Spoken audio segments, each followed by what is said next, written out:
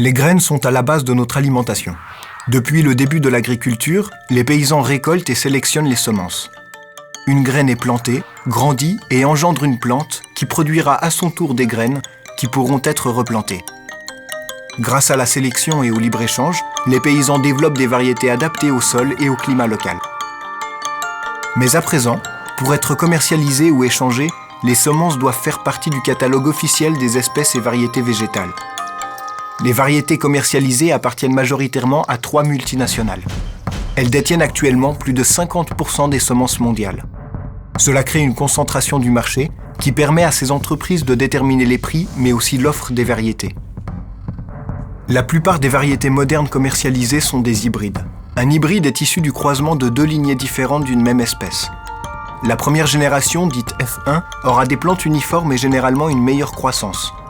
Cependant, si les graines sont replantées, les générations suivantes auront perdu des qualités de la génération F1 et engendreront une perte de rendement. Les paysans doivent donc racheter leurs graines chaque année. Ils perdent leur autonomie et sont ainsi dépendants des semenciers. De plus, les semences industrielles nécessitent plus d'engrais et de pesticides. Engrais et pesticides vendus par ces mêmes multinationales. Pour qu'une semence fasse partie du catalogue, il faut remplir un dossier, payer des frais d'inscription et les graines doivent répondre à des critères de distinction, d'homogénéité et de stabilité. C'est ainsi que plusieurs variétés traditionnelles mieux adaptées au sol et au climat local ne peuvent plus être cultivées.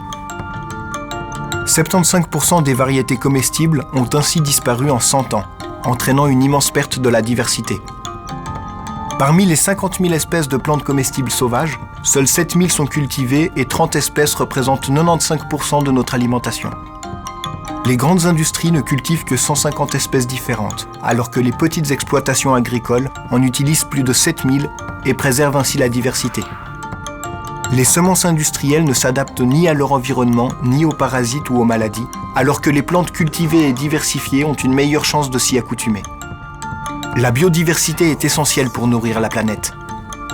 Préserver la diversité des semences, c'est préserver la sécurité alimentaire.